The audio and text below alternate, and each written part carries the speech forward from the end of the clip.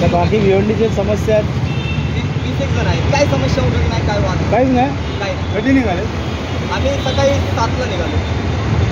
तर नवीन वर्षाचा संकल्प नाही, असंच नदीची भेट साहेबांचं दर्शन घेण्याकरता आम्ही लोक पंढरपूरला, आळंदीला, शिर्डीला चालत जातात. तर आम्ही आमच्या राजसाहेबांना विठ्ठल मानतो, दैवत मानतो आमचे. त्याकरता आम्ही सदिच्छी भेट घेण्याकरता जातो. काय सदिच्छा भेटीमध्ये काय काय विषय मांडणार आहेत? काय विषय नाही, फक्त असं सदिच्छी भेट साहेबांना भेटण्याकरता आम्ही विचारलं तर भिवंडीमध्ये काय प्रदूषण बाकी तर चर्चा म्हणजे साहेबांसोबत होईलच. फक्त कसं काम करायचं ते साहेब सल्ला देतील, तर साहेबांच्या सल्ल्याप्रमाणे चालणार. पण आम्ही सदिच्छा भेट व साहेबांची स्पर्श करण्यासाठी श्रेष्ठ रस्ते आहेत, मूलभूत गरजा ज्या आहेत लोकांच्या, त्या सोडवण्याकरता आम्ही प्रयत्न करतच असतो. आता मागे आम्ही रस्त्याच्या खड्ड्यामध्ये उतरून आंदोलन केलेली आहे. पुन्हा आम्ही टोरेंट ऑफिस फोडला. राजसाहेबांना माहिती आहे? नाही, राजसाहेबांना कल्पना नाही आहे, पण आम्ही गेल्यावर राजसाहेब आम्हाला भेट देतील एवढी नक्की आशा आहे. आणि आम्ही ठाकरेंना पण भेटू ना, जर साहेब ते पण भेटले तर भेटू आम्ही. महाराष्ट्र नवनिर्माण सेनेचा माननीय राजसाहेब ठाकरेंचा जय भवानी, जय भवानी, हर हर महादेव, हर हर महादेव. महाराष्ट्र नवनिर्माण सेनेचा माननीय राजसाहेब ठाकरेंचा. कुठे निघाला आहात तुम्ही?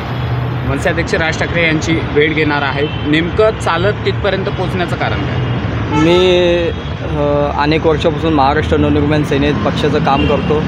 पक्ष स्थापनेपासून लहानपणापासून मला त्या पक्षाची व सन्माननीय राजसाहेबांची खूप आवड आहे.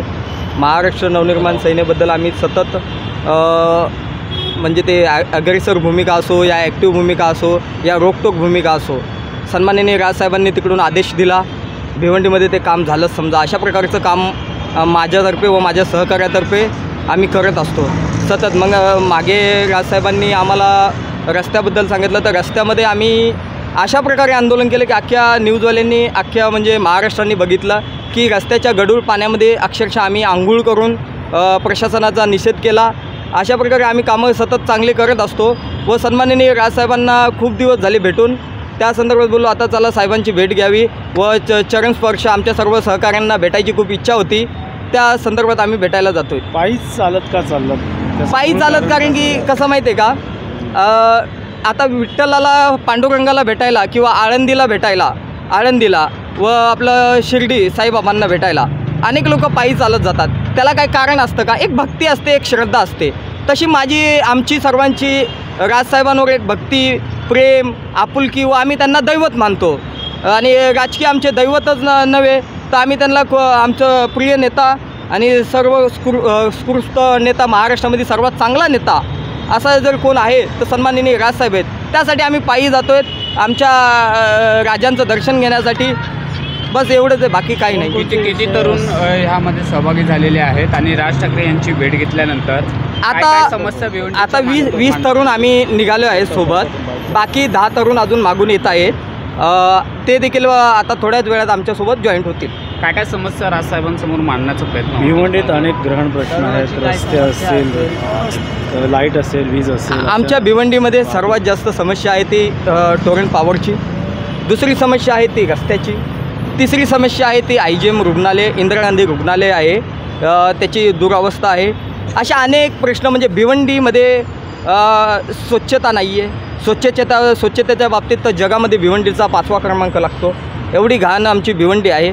त्या संदर्भात पण आम्ही राजसाहेबांशी बोलूच आणि राजसाहेबांनी ज्या प्रकारे आम्हाला आदेश देतील त्या प्रकारे आम्ही काम करू. आणि विषय महत्त्वाचा येऊ की फक्त राजसाहेबांची सध्याला तर आम्ही भेटायला जातो आहेत, पण राजसाहेब जेव्हा बोलतील तेव्हा आम्ही पुढचं काय ते राजसाहेबांची. माझं नाव सुशील आवटे.